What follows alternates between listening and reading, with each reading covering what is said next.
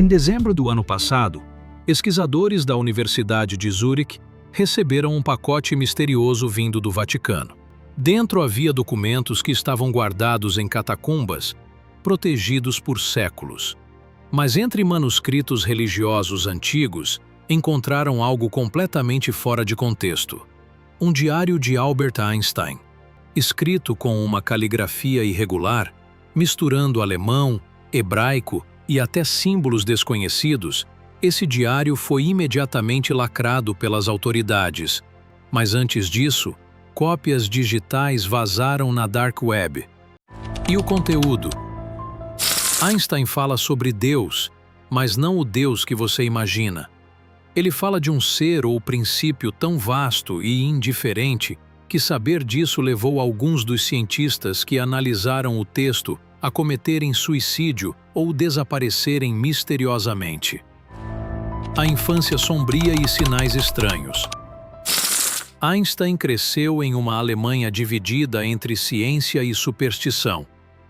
Desde pequeno, tinha pesadelos recorrentes com figuras gigantes, feitas de luz, que murmuravam fórmulas incompreensíveis. Em cartas para uma tia, escreveu: "Às vezes sonho com olhos sem rosto. Eles me mostram coisas que não sei explicar. Eles dizem que o tempo não é uma linha, mas um mar onde todos afundamos." Esses pesadelos o acompanharam até a adolescência e se intensificaram na faculdade, quando começou a estudar números irracionais e as paradoxais constantes do universo. Segundo o diário, Einstein acreditava que esses sonhos eram mensagens cifradas vindas do que ele chamava de consciência total do cosmos. Em 1905, Einstein publicou artigos que mudaram para sempre a física. Mas em seu diário secreto, revela que o fez por um motivo completamente diferente.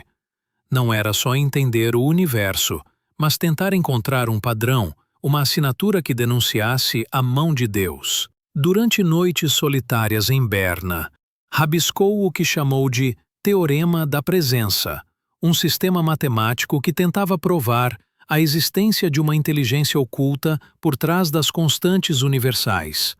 Mas algo o apavorou. Ao chegar perto de fechar o sistema, começou a ter visões acordado, imagens do fim do mundo, cidades vazias, céus rachando. Ele parou o estudo, mas anos depois seria arrastado de novo a esse terror. O convite para o projeto secreto. Em 1943, durante a Segunda Guerra, Einstein foi convidado não só para ajudar na bomba atômica, mas também para integrar um programa paralelo, codinome Projeto Arcanum. Oficialmente buscavam entender efeitos colaterais de radiação em campos gravitacionais, mas o diário revela a verdade. O governo queria que Einstein usasse seus cálculos sobre o Teorema da Presença para tentar encontrar o código de Deus, a fórmula que sustentava a própria realidade. E pior, se conseguissem manipulá-lo, poderiam reescrever leis físicas, dobrar o tempo, talvez até criar universos sob encomenda. Foi o início de algo muito mais perigoso do que qualquer bomba. Conforme os experimentos avançavam, algo estranho começou a acontecer. Parte dos cientistas formou uma sociedade secreta, chamada Filhos do Vácuo, que acreditava que ao decifrar totalmente a equação divina, poderiam se tornar quase deuses. Einstein ficou horrorizado. Escreveu no diário: "Eles não buscam mais entender, querem invadir o santuário do infinito e usurpar o trono do desconhecido." Esse culto começou a fazer rituais estranhos, envolvendo padrões geométricos sagrados, cânticos em línguas mortas e o uso de drogas alucinógenas para abrir a mente. Einstein tentou alertar generais, mas foi ameaçado. Ele percebeu que estava preso num jogo que não podia mais largar. O experimento proibido e o rasgo na realidade. Em outubro de 1944, o grupo decidiu testar a equação completa. Usaram aceleradores magnéticos para criar um campo que retorcia o espaço-tempo ao redor de um ponto fixo. Einstein foi forçado a monitorar as medições. Então algo saiu errado, ou certo demais. Um buraco abriu no ar, mas não era negro. Era feito de luz viva, pulsante, e desse rasgo saíram vozes que não eram humanas. Einstein descreveu: o som foi como o pranto de bilhões de consciências sufocadas.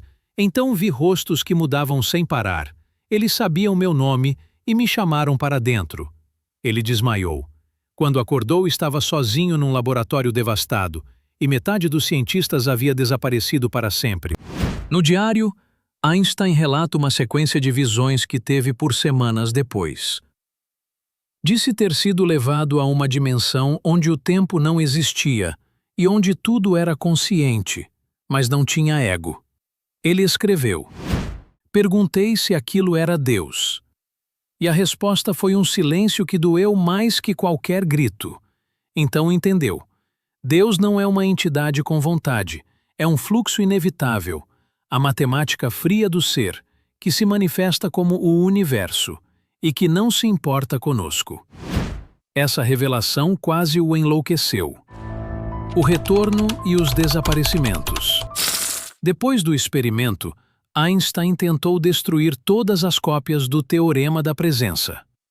Mas membros remanescentes do culto científico roubaram partes dos papéis. Nos anos seguintes, cientistas ligados a esse grupo desapareceram sem explicação, ou foram encontrados mortos em circunstâncias estranhas, sempre rodeados por símbolos geométricos rabiscados nas paredes. Einstein passou a viver recluso, temendo que a humanidade repetisse o erro, que rasgassem de novo o tecido do cosmos e chamassem de volta aquele não-Deus indiferente.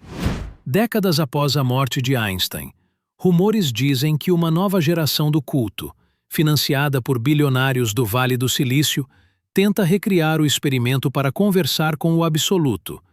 E há quem afirme que já conseguiram pequenas brechas, que sinais estranhos no céu, luzes que piscam em padrões irracionais, seriam indícios de que o rasgo foi aberto de novo. A pergunta é: será que desta vez conseguirão trazer algo de lá? E será que esse algo nos deixará continuar existindo? O segredo final do diário. No último trecho do diário, Einstein escreveu com a mão trêmula: não temo o nada, temo o tudo, pois se Deus é apenas a matemática fria do ser, então o amor é a única rebeldia legítima do cosmos. E terminou com: amem uns aos outros, pois isso é a única forma de gritar contra o vazio. Esse era o segredo que Einstein levou até o fim. Não sobre um Deus que nos ama, mas sobre um universo que não sente nada, e sobre como nós somos os únicos capazes de criar sentido. Então eu te pergunto: se tudo isso fosse verdade, se Deus fosse apenas uma equação inevitável e fria, você ainda amaria? Ainda encontraria sentido em ajudar alguém? Ou cairia na escuridão? Escreve aqui nos comentários o que você faria. E se inscreve no Mundo Quantum, porque aqui a gente não tem medo de olhar no abismo e perguntar: o abismo vai olhar de volta?